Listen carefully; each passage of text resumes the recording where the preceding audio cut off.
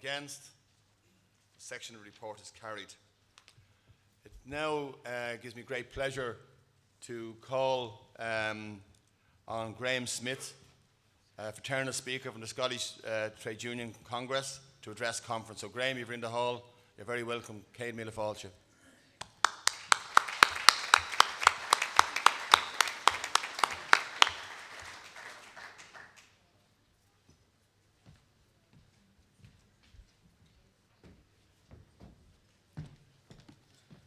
Thank you very much indeed, John.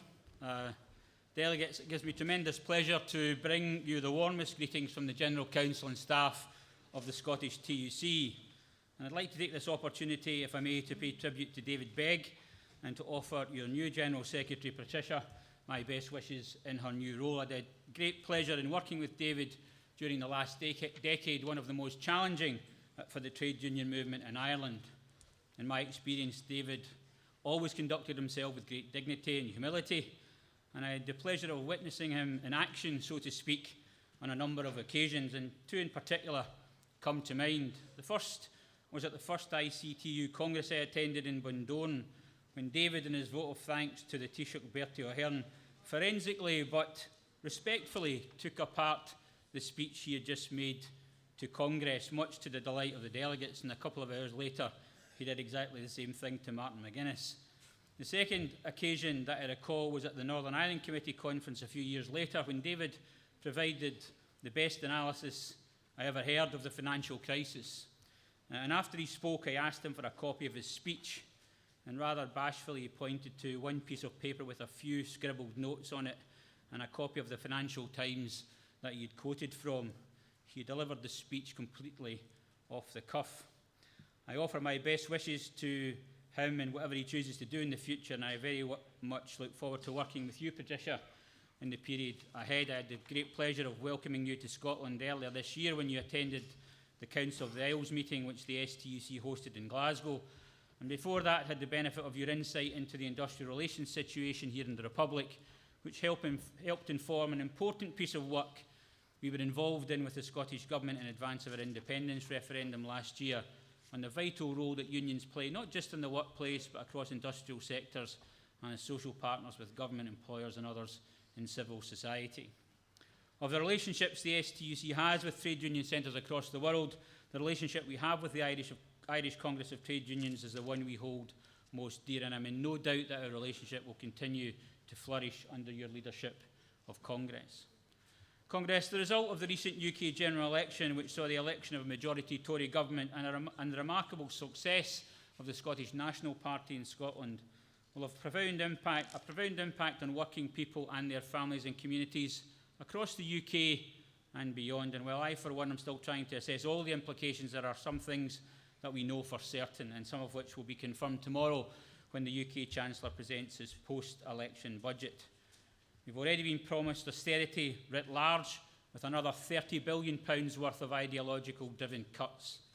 We've been promised £12 billion worth of welfare cuts deliberately targeted at the most vulnerable. And as a thank you to those whose interests they truly serve, a cut in inheritance tax that will line the pockets of the already rich and further increase inequality. The Tories' attack on welfare and their vilification of the poor says all that needs to be said about their ideological intent. Welfare was once a progressive concept based on the principle of collective solidarity, where citizens contributed collectively when they could, so they could be protected when they couldn't. It's been turned into a dirty word. It's no longer a right, but grudgingly offered, with the implication that it's undeserved. During the recent election campaign, the Tories refused to say where they would make their £12 billion worth of welfare cuts. But having pledged to protect pensioner benefits in order to win the grey vote, it's clear that these cuts will have to come from freezing or cutting housing benefit and the benefits paid to the disabled and the unemployed. And it's likely that they will particularly target young people and families on low incomes. Unemployed 18 to 21-year-olds will be denied housing benefit, forcing many of them onto the street and into destitution. Their unemployment benefit will be replaced by a youth allowance, which ultimately will be conditional on undertaking daily community work, in other words, workfare. Is it any wonder that when the state deems it acceptable to discriminate against young people and to treat them with disrespect, that so many employers think it's acceptable to do likewise by offering only zero-hour contracts which fills their life and their futures with uncertainty, or by showing them the zero respect by paying an 18-year-old less than a 22-year-old for flipping burgers, serving food, or stacking shelves in some supermarket. The other area the UK government will look to for its substantial cuts in welfare is from the benefits paid to families on low incomes. It's interesting that the justification that some in the Tory party give for this is that the benefits paid to those in work encourage employers to pay low wages because they know they'll be topped up by the taxpayer. Now, there is, of course, some truth in this, and it always angers me that the amount the taxpayer subsidises low-paying employers, many of them multinational household names, is never part of the debate about who the real benefit scroungers are. I would find some of the Tory rhetoric on this much less cynical if at the same time they called for the minimum wage to be increased to at least the level of the living wage, or even better, if they supported the right of unions to represent and negotiate and collectively bargain on behalf of their workers as a means of lifting them out of poverty. Instead, we have the very same Tories lining up to attack us, to attack the facility time of union reps, to give employers the green light to use scab labour to strike break, and to introduce legislation that will effectively outlaw strike action. The Tory strike ballot plans are an outright attack on the fundamental democratic right of workers to withdraw their labour. They are a violation of ILO conventions and an affront not just to workers' rights, but to human rights and civil liberties.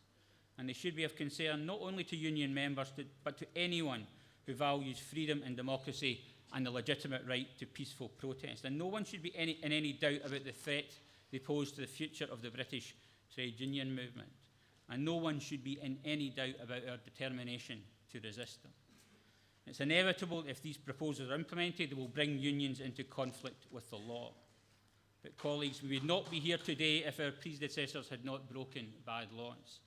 Across the world, civil and human rights have been won and protected only because people unite to break bad laws. And if that's what it takes to ensure that unions in Britain can continue to represent their members, then so be it. The Tories talk about outlawing undemocratic strike action. Now, this has got nothing to do with democracy, and I don't take lectures about democracy or the need to respect the democratic legitimacy of Parliament from a government elected on only 24% of those eligible to vote, and only 10% of those eligible to vote in Scotland, much less, of course, than the proposed thresholds that they wish to impose on strike ballots. This is not about a democratic mandate. This is not a democratic mandate for attacking unions or for more austerity. What this is about the naked self-interest of a privileged elite attempting to prevent any organised resistance to its ability and desire to wield its economic power and political power unchallenged. And it's the same ideology that underpins the policy of austerity being pursued not just in Britain, but across Europe. We know that austerity makes no economic sense, and we know that its primary purpose is to entrench the economic and political power of that self-same elite. It is a policy increasingly pursued against the wishes of the people and democratically elected governments. It's become increasingly evident, and the situation in Greece all too clearly illustrates that the international financial institutions and the EU establishment are prepared to undertake willful acts of extreme economic malevolence and social vandalism in their attempts to crush opposition to austerity from ordinary working people and their elected governments. Greece is their current target, but as you know better than most, their aim is far wider and encompasses all those who would stand against austerity. The ideological obsession with austerity is a clear and present threat to the Northern Ireland peace process, and it's insidiously undermining the principle that has bound the EU for the past half-century, that a market economy must be balanced by social justice, equality, economic security, solidarity and democracy.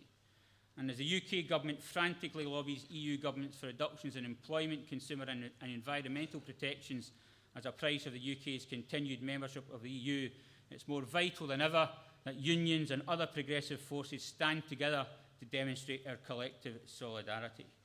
Democracy demands an effective and credible challenge to politicians and governments from out with the established political structures.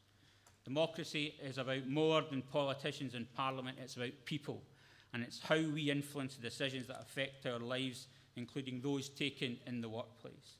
The trade union movement not only provides a legitimate and effective voice for working people, their families and communities, it can and must be a leading partner in the coalition of opposition that will be necessary to challenge the democratic legitimacy of the technocrats and ideologues who seek to impose austerity against the will of the people. I very much look forward to campaigning together with you, not just in opposition to austerity, deregulation, privatisation, and the attacks on workers' rights and organised labour, but for our genuine, credible alternative, based on fair taxation and a living wage, on quality jobs and decent public services, on fair benefits and stronger communities, on genuine democratic control of the economy, and on strong and effective trade unions. Congress, thank you again for inviting me to address you, and best wishes for the remainder of your Congress. Thank you very much. Grahame. Thank you very much, Grahame, for those words.